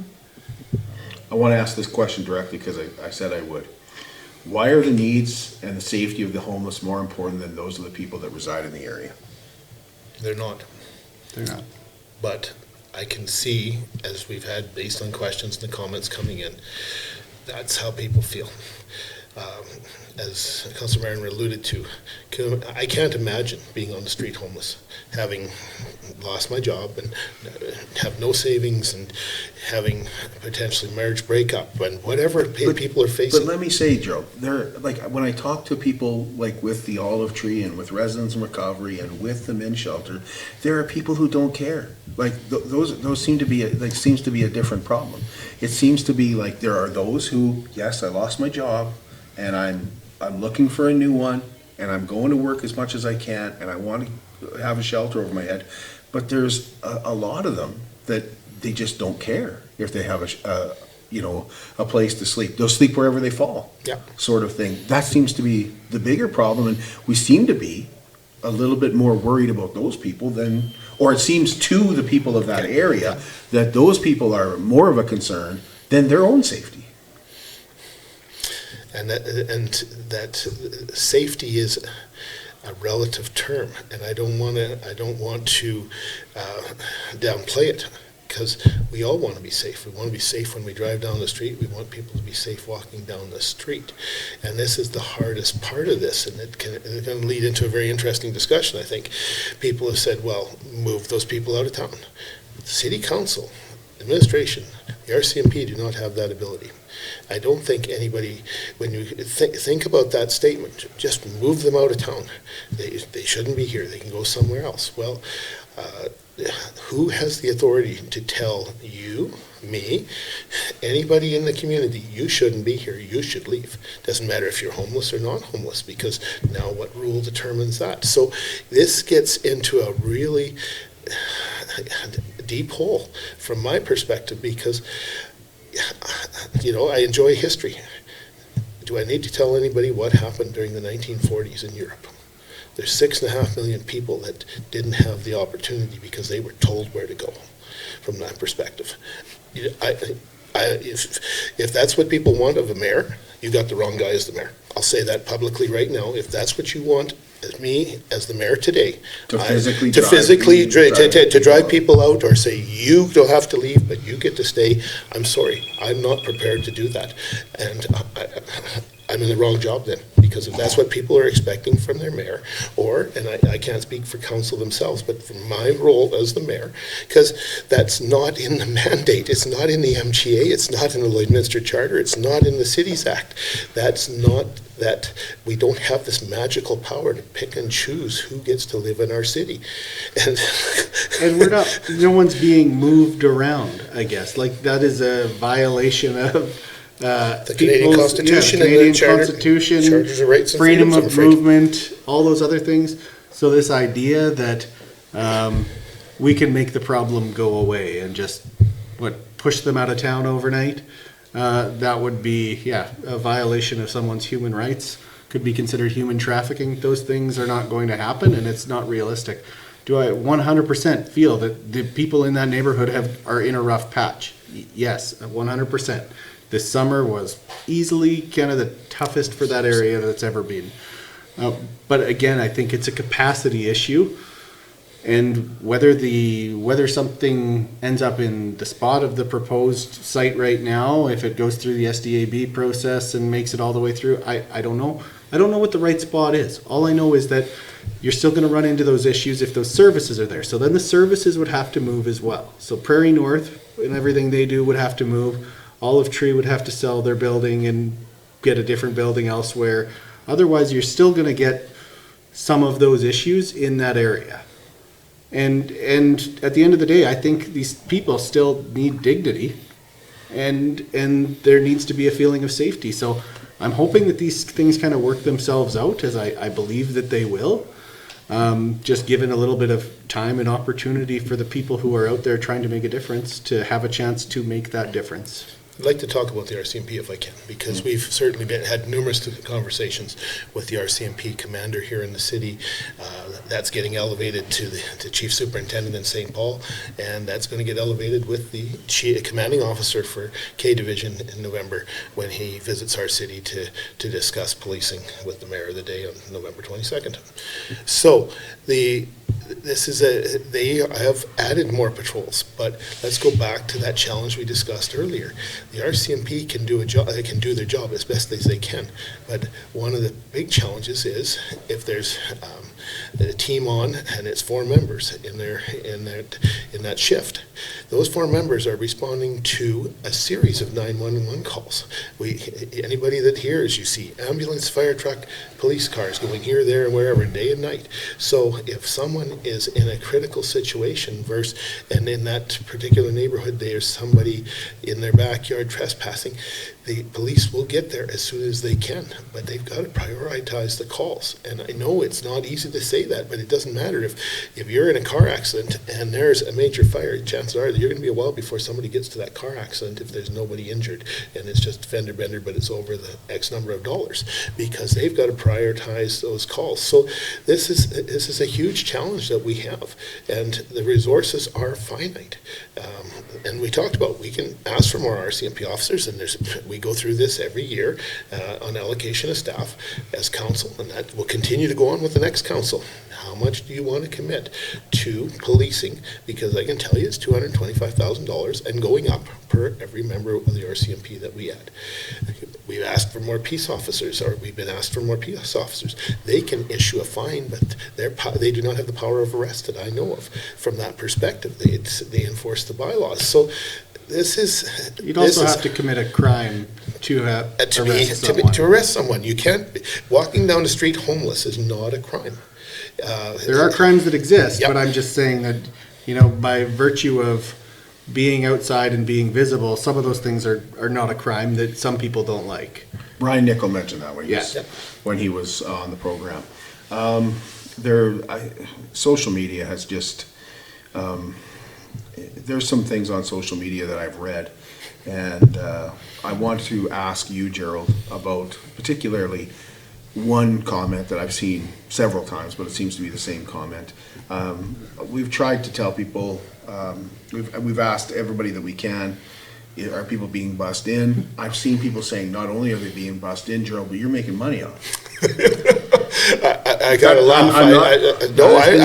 I've seen it as well.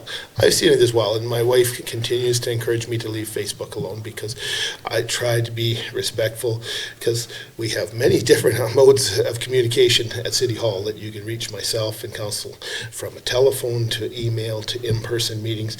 Some people choose Facebook. That's their choice, or whatever social media platform they want. I can categorically say that is not true. I have heard about it. I've asked for people to show me pictures, bring me names from that perspective. If someone in Edmonton and someone said, hey, I want to get to my family in Lloydminster, somebody gave them $50 to buy a bus ticket, it's possible. I won't deny that.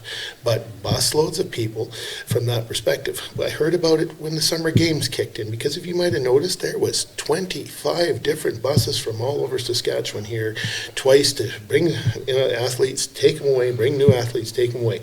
I heard about that in July during the summer games. We are served by 2 bus lines from Saskatoon to Edmonton daily. Those buses are also, people get on the bus, they get off the bus. We don't stand there and say, oh, you got off to go to the washroom, you got to get back on the bus. Back to that comment we had earlier. So if people have been bussed here, I can't, no one's brought hard physical evidence to say that. What can I do? There's not a lot that I can do or council can do and say, you can't get off the bus or you can't get off here. That's back to the Charter of Rights and Freedoms, the Constitution. That would be like saying, oh, by the way, you can't drive to Edmonton today because you want to go shopping in Edmonton. Edmonton says they're full, so you're not going to be able to go to Edmonton or to Vermilion or to Wainwright or heck across town. We had this very conversation a couple of years ago when people were worried that we were going to put up these boundaries. Now can't get you out of town fast enough or in town. And it's just, I don't have, it just frustrates the heck right out of me, because I hear it and I hear it and I hear it and I go, I'm sorry. And maybe there's somebody out there that's got evidence. You'll find City Hall open at 8:30 tomorrow morning. I can't guarantee I'll be available, but you can leave the package at the front door with the staff if you've got pictures, names, and all these documents that I understand are floating around our community. I might add to that I had somebody approach me that they saw with their own eyes people being bussed in, and it was actually fire evacuees. So people were being bussed in, but they were coming from fire, and we were had a center set up for them, a welcoming center, and helping them get housing and food and all of those things. So I think people are misinterpreting some of the things that happen in our community as, oh, they're bringing homeless people in. We did have from some of the fire evacuees, some of them stayed in our community. They never went home. They may have now, I don't know, but at one point we did have some that had stayed for a while. Yeah, and to be frank, some people just make things up. Like, it's just made up. Like, some people might misunderstand something they're seeing, some people might, but some people might just make things up because they enjoy it, or because it incentivizes something that they benefit from. I've heard stories from people that I kind of thought were credible that were not credible stories, where it was looked into and it turned out to be made up, and it was their firsthand story. So some people don't always tell the truth, and you can't believe everything you read on the internet. So, that's... Well, my husband was checking my pockets, wondering where all this money is that council's getting for some of the decisions that we make. Your World Economic Forum money? Yeah. I keep Housing wondering. Accelerator Fund money? Because, obviously that's made up, but jokingly, I'm not going to be on council anymore, so if I make any decisions between now and, whenever, do they need a forwarding address or something for all that WEF money that's coming my way? Because I've heard that I work for them. I think it's important, and I think I can speak for Councillor Torresan as well, that even though we're not returning to council, this community is really important to us. And the decisions that we're still going to make the decisions as a councillor from now till November 13th in the best interest of the community.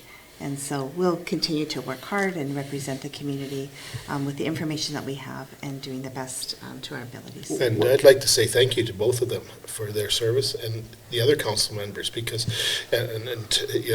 this job, there's no guarantee. We reapply every 4 years if you so choose. Councillor Torresan's now done it twice. Councillor Marin put her name out on an application form known as a nomination paper 4 years ago. I've chosen to do it one more time. You hire me for 4 years is really the way I look at it from that perspective.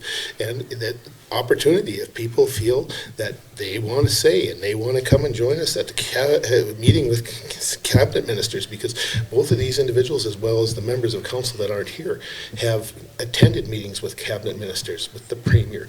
We try to go united. If we have at a convention, we split up and go to different meetings to represent our city, because it's so important that we get our voice up there, because I jokingly, we're two halves put together, because that's the way the provinces look at us, yet we still operate as a city and they acknowledge that. But at the end of the day, the funding stops for Alberta based on that population. Saskatchewan's based on that population, and from that perspective. So if you want to feel you can make a significant difference, nomination papers are online at the city website. You can go down to City Hall tomorrow. You've got till 4 p.m. on October 9th to file your nomination papers for one of 6 councillors' positions or the mayor.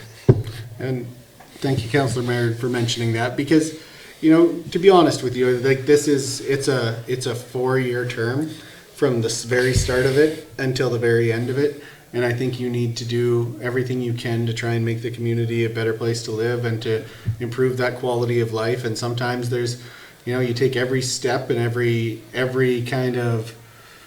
opportunity to be able to do that. And I think that that's what you need to keep doing, whether that's, voting on a particular issue, or whether that's ensuring that you're advocating to the right person at the right time. All those things are important. Now, obviously, someone's going to cut up that WEF thing that I said earlier. And I don't know, I might get a laugh at it later. But at the end of the day, in reality, when we look at these things, I know it feels like a heavy negative conversation, but quite frankly, I do believe in the resilience of our community, and I do believe in the resilience of the people living in that neighborhood, of the people who are undergoing challenges, and of the people and the agencies that are out there trying to help, that this is something that we will be able to overcome. And that really that quality of life piece in Lloydminster is going to continue to grow and expand, and it's going to be an even better place to live for years to come. So I think that we've got a lot of good pieces around the table, and we've got a lot more capacity for what we can do as a community than we ever have before. Do we need improvements here and there? Absolutely. Do whoever is elected to municipal council need to advocate on some of these issues? Absolutely.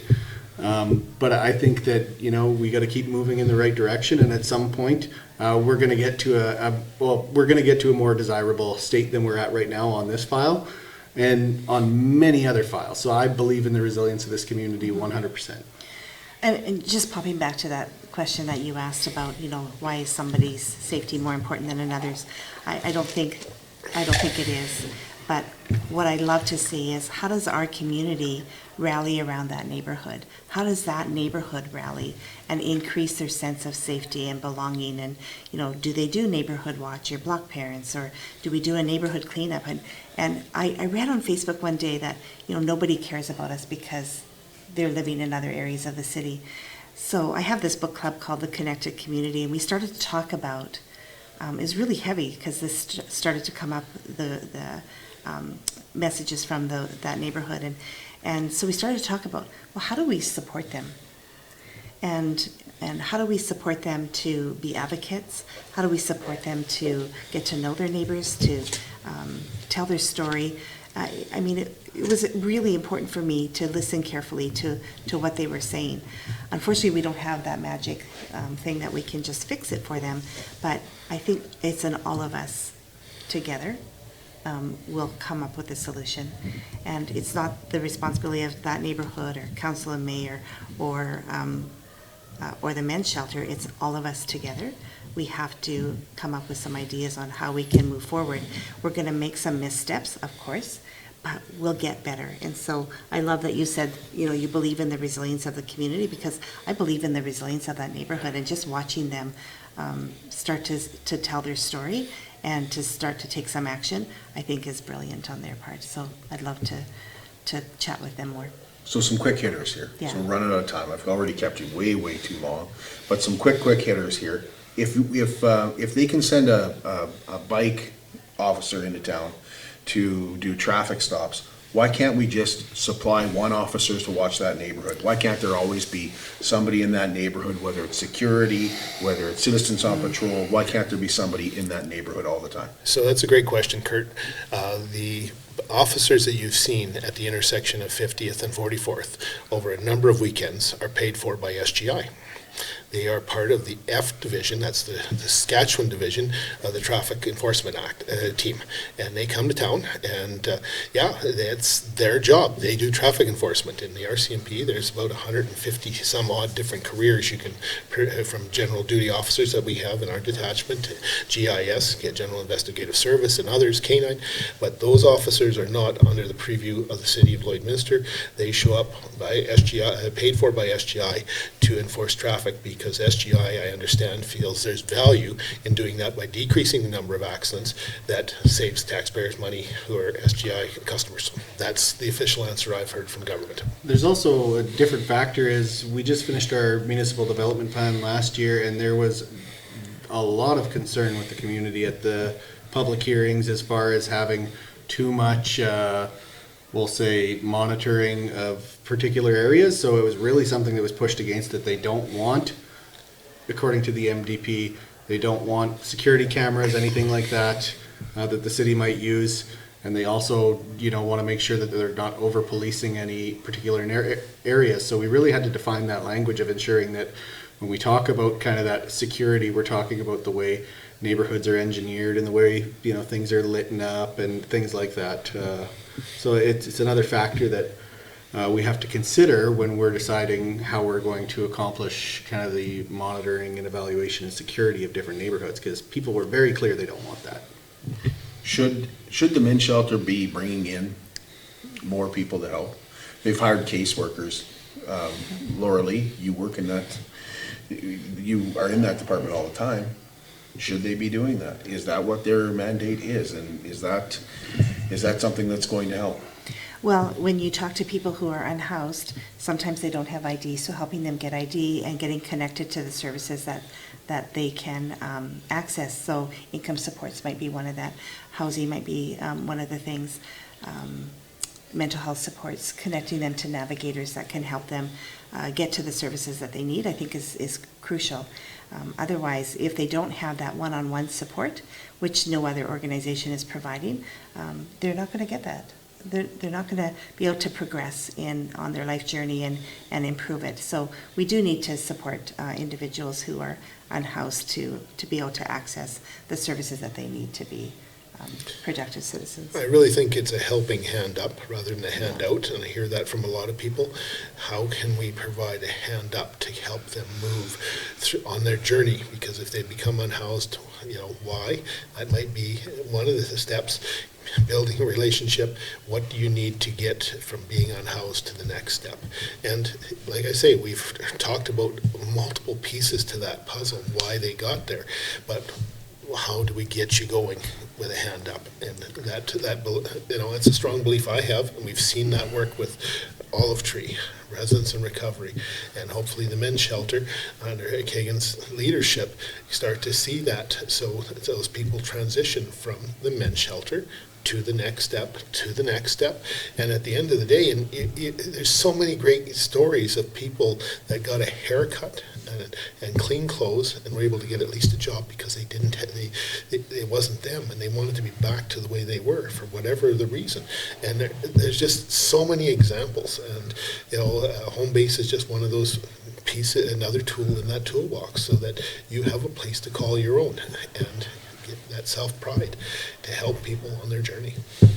Will it help the men's shelters going down to feeding just the people that they're housing, that they're giving shelter to? Will that help? I'm going to be honest, Kurt, kind of operational things like that they're working on.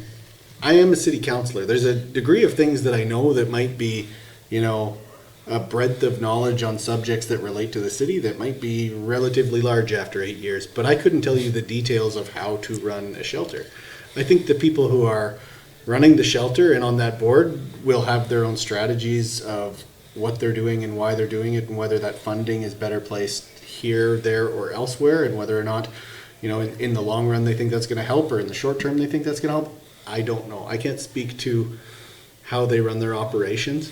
I can't even speak to how the city in detail runs their operations. From a high level kind of governance policy point of view, that stuff I could speak to. Budget, I could speak to that stuff. Down to the nitty gritty of some of that stuff, if you weren't briefed on kind of the full cause and effect of going in one direction versus another, how could I make comment on it? If you could I'll ask each of you this question, and then we'll say goodnight. But if you could do something, if you had the power to do anything to solve this problem, what would be the first thing you would do? You had a magic wand. Well, I don't, but if I did, I would ask for the supports that we need in this community that have been identified. We need transitional housing. We need a men's shelter that can function to provide 24-hour service and support for those individuals. I'd ask for an enhanced interval home to deal with women and children in those situations. I'd ask for more supports for the Olive Tree. The province, Joe? The province, and this is the provinces. But just as we've talked about, how does it end? So does that magic stick or pen or whatever it is say, and nobody more comes? Gosh, we're a growing city, good and bad. That this is the hard part. There's no magic solution to this, as much as I wish there was, and we could have all those people be able to renovate their homes because they have great incomes and make that a shining part of the community. Absolutely, I'd love to see that. That'd be great to be a desirable, any place in the community is a desirable place to live from what it is today, but that's a pipe dream, I'm afraid, because I can't tell my neighbor what to do if his shingles are peeling away. Is it my responsibility to tell him, hey, you need to shingle your house? That's where it comes down to. The realities are, I wish we have to work in reality. That's what we work in each and every day, and I know those folks are in reality, and we've talked about it. It's a tough reality, and we will continue as long as I'm in my chair and the council going forward till the 13th of November, and a new council gets sworn in and after the election. And if I'm there, trust me, we'll be having conversations. We went through orientations. What's the issues? And they're going to be bringing it to the table. I know that. That's a guaranteed fact that there's people out campaigning today and says, we're going to address these issues. Can't wait to get whoever gets in that room, because I think both of these individuals we all came when we got elected or re-elected with ideas. We heard from the community and we start to disseminate them. Who's got what responsibility? And once we figure that out, where's the money going to come from? This is going to be a big topic. Yeah, well, it's so the question is going to be like, if I could have it any way, which way would it be? Obviously, it would be people not getting put into that scenario in the first place. It's not about the resources we need on the back end. Like, there is a place that exists for emergency shelters, and there's always going to be a degree of homelessness in every place ever, because there are, in theory, people who want to live that way, and Street people. well, and they may, for whatever reason, they do exist, and I've heard that from people who work with those facilities as well. But it's it's that volume piece where I want people to not have to be able to access these services. So if there's way where we can ensure that people aren't kind of getting down on their luck, or that there's other programs and services that exist where someone doesn't have to go through the really hard times to be able to get there. And there are programs that exist within the province of Alberta as far as keeping people in their homes. And I know I'm stealing all of Lorelee's thunder, but she'll describe it better, because you know what? I'm so proud of her, because she taught me a lot of this stuff. I learned a lot from her on this subject. But yeah, keeping people in their homes, keeping them in a scenario where they, have all their dignity and just need a little bit of help here and there, so that they can be back on their feet, totally doing their own thing, with their loved ones around them. That's the other side, is there's people who don't have that close social family connection that you might need. So, this is all on a spectrum. There's people out there who are going from living in their own place to couch surfing who might end up there. But a scenario where you just went to couch surfing and you were able to get back on your feet without having to go through the really challenging times. So, in a perfect world, it would be a closer, tighter kind of community where people can have access to their family, to have access to people that love them and are out to bat for them, as well as the, potentially some social programming, social housing of some sort that's on that continuum where there's just a support and people can continue to live in market housing. Not allowed to say that answer, Lorelee. I'm not going to, but I have to say, I'm so incredibly proud of him, because 4 years ago I sat beside him and I was like, I don't know about this young man.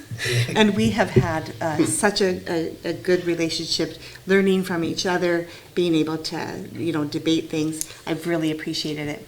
What would I do? Well, I would address the social determinants of health. We cannot treat our way out of this. We have to prevent it from happening. So that investment in prevention, that upstream, what causes people to use substances, how do we prevent mental illnesses, how do we prevent people from becoming unhoused, really making a good investment in that, and so proud of our city and some of the work that's happening in our community who are part of this. That we have a Heroes Lloydminster program starting this fall, and it's really going to be that social emotional learning for kids in grade 6 and 7. And then roots of empathy for kids in grade 5 and in grade 8, building mental wellness. And so how do we really wrap around and give these kids skills and connection? So many people are lacking connection right now to supportive individuals or adults. And so really investing in that so that we don't have these experiences for them downstream. So that parallel investment, helping the people that need it right now, creating an environment where they can get the supports they need, but really preventing it. I want to thank you for being here, all three of you. And Jonathan has agreed to, I believe he has agreed, to help me analyze the municipal election after it's over. Oh. So he will be joining me the following day, and we'll take a look at what so after the election or after? After the election. Okay, after the municipal election. Perfect. To transpire and what city council can expect, who has been elected, and we'll kind of go through what some of their promises were, what some of their thoughts were before the election. So I'm going to hold you to that. What time on November 14th is that happening? I want to tune in. I want to tune in. Well, you'll be on the other side of it, because you'll be able to say, now it's your turn. Well, there will be a point where we're sitting in from the term I've used, which some people don't like, but I'll live with it, the cheap seats.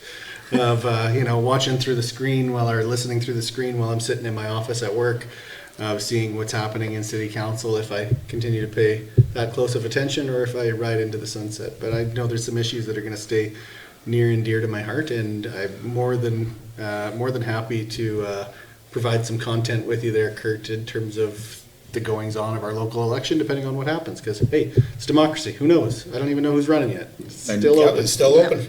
And Gerald, I hope that you, while you're running, will come see us again. We'll talk more. Oh, about, absolutely. You know, I always enjoy the opportunity to share, answer your questions and questions from the community, as we do each and every day. This isn't the only place I answer questions, but I really appreciate the audience that we're able to get that information out on a much greater scale.